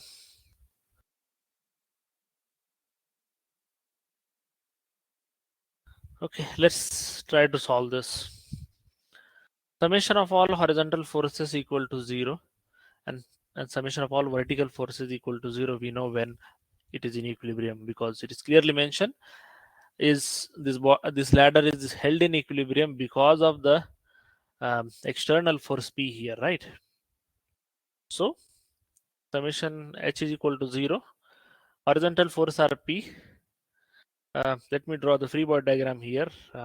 In free body diagram, you will have NA normal reaction, NB is one more normal reaction. So only two horizontal forces that is P in leftward direction, and in rightward direction it is Na. Summation of all vertical forces is equal to 0, another equation of equilibrium. Vertically we have W coming down, and we have one force going upward, that is equal to NB. Okay, and this is not a equation of let's say concurrent system, so it's not a concurrent system, it is non-concurrent system, so we can use equation of third equation of equilibrium. Take moment at any point. Let's say you're taking moment about point B. Summation of all moments about point B is equal to 0.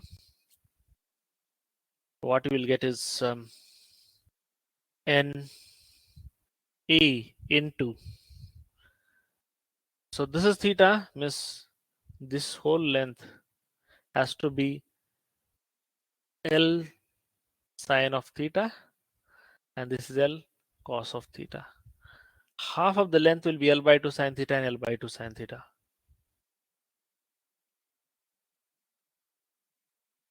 Okay, so Na into L cos theta is equal to W into L by 2 sine of theta. This is the equation you will get whenever you take a moment about point B. Okay, now here LL will get cancelled, and Na you can directly write it as W by 2 sine of theta. Okay, and Na is equal to P, so your answer is W by 2 sine of theta. So option C is correct in this case. Okay, clear to you all? Let me know if you have any doubt.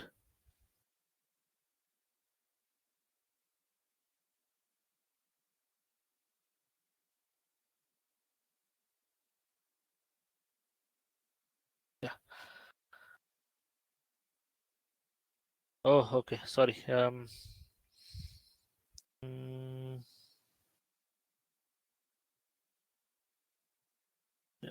It's N is equal to W by tan. Okay. Yeah. Option is in tan. Yes. Right. Because cos theta will go to the right hand side. Sin theta by cos theta is tan theta. Na is equal to W by 2 tan theta. Is it clear now, Sonali?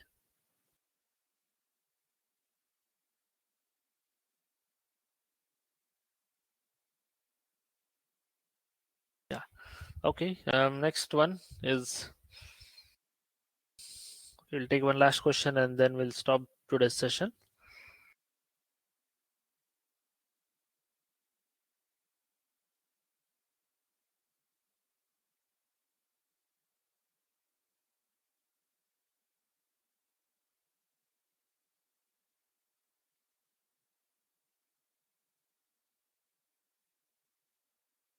Okay. A, B, and C. A man weighing 600 Newton. A man weighing 600 Newton.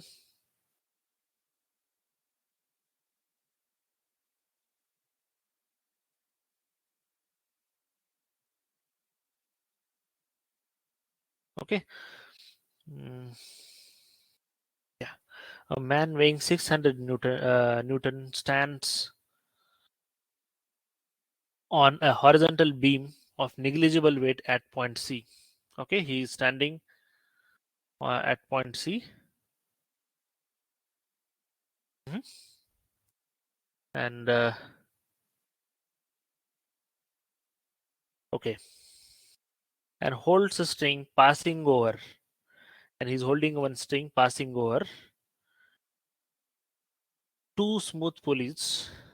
Okay, so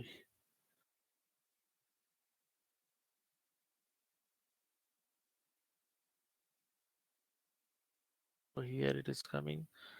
So like this through a pulley, and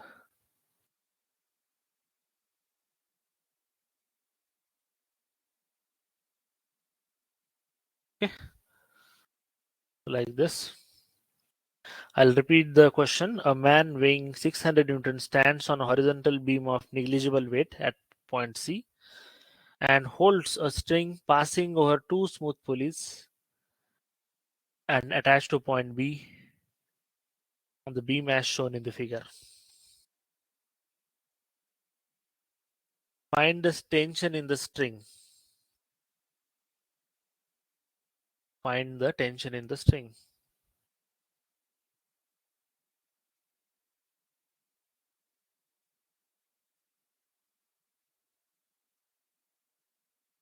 Tension.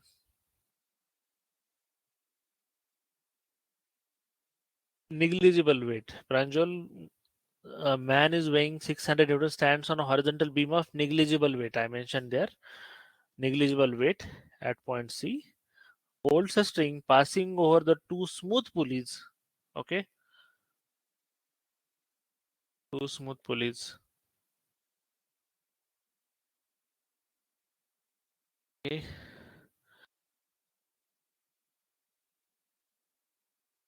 Weightless beam. Okay. These are the assumptions. Find the tension in the string.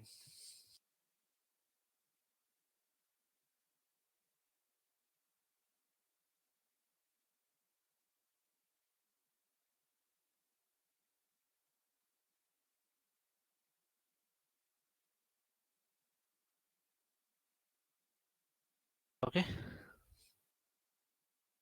So how the free body diagram will look like? We have one tension here. Okay.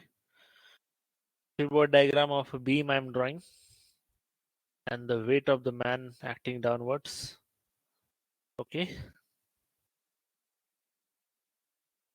Um, and one more component there will be, which is tension. Okay, let me just draw first the free body diagram of this another pulley here. Okay, or man. So man is of some weight acting downward. As man is having some weight, we have a normal reaction and okay, coming because of it, and we will have some tension in the string. So this is the free body diagram of man.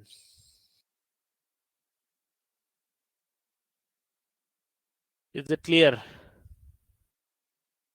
How much is the weight? 600. So T plus N is equal to 600. So what is the normal reaction? 600 minus tension in the string. Okay. So when we draw the now this is a free body diagram of beam in FBD. This tension in the string, and here what it will come is the normal reaction, because surface reaction whatever will be there same, we have to take it on the beam.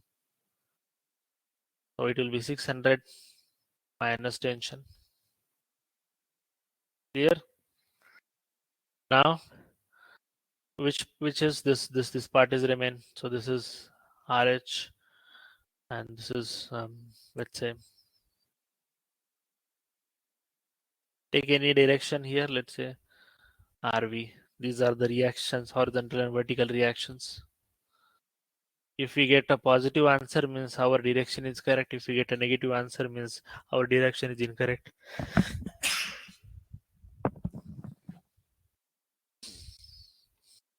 Yeah, 400 is the correct answer, Ishwan. So in order to get the T, what you will do is you take a moment about point A. You take summation of all moments about point A and equate it to 0. T into 2 is a counterclockwise moment, and thus has to be equal to a clockwise moment. That is 600 minus T into 4, right? So T will be equal to 600 minus T into 2, because 2 will get cancelled. So it is 1200 minus 2T. Root will come to left hand side. So 3t is equal to 1200, t is equal to 400 Newton. Okay, we are getting positive answer, means whatever uh, um, uh, all the directions and everything is correct here. Okay, reactions are not asked, so you don't have to worry about their directions and all. And we are taking the moment about this point, so ultimately we are ignoring them. Okay, because these two RH and RV will not create any reaction at point A. Only the force at only the reactions at point T and B, at point B and C will create the moment, and that we have already considered. Everyone understood till this question? Anyone have any doubt?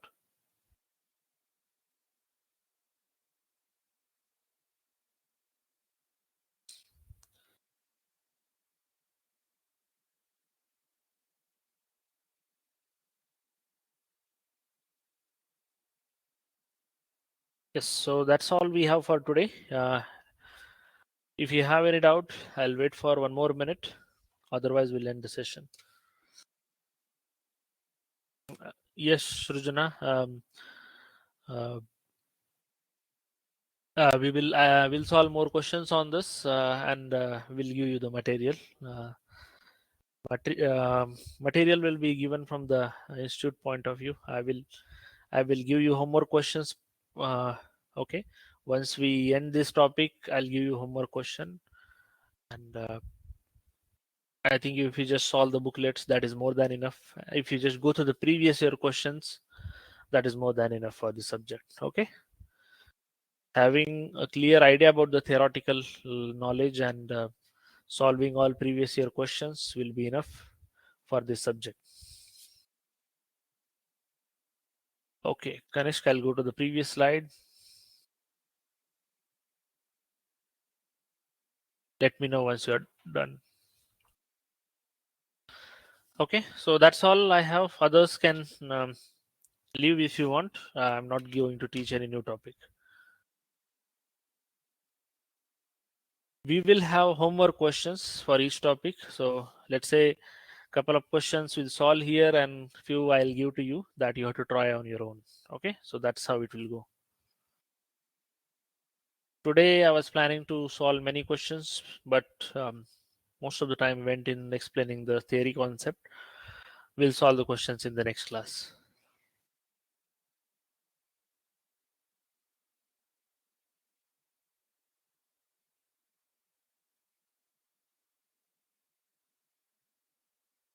Shubham is asking why mu s is greater than mu k.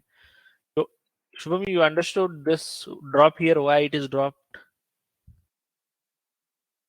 Yes. So, Fs is less, Fk is less than Fs. Do you agree?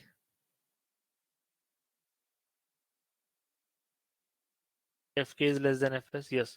So, if what is F? F is a frictional force, and that is equal to mu into n, right? So, if n is same, so only mu is changing, right? So mu k has to be less than mu s, right?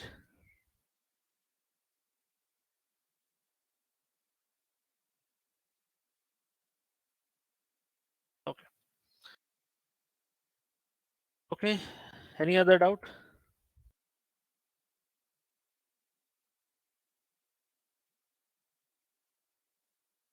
Okay, then. Thank you all for joining this session, and we'll meet again next week. Uh, we'll continue this topic. Thank you all. Good night.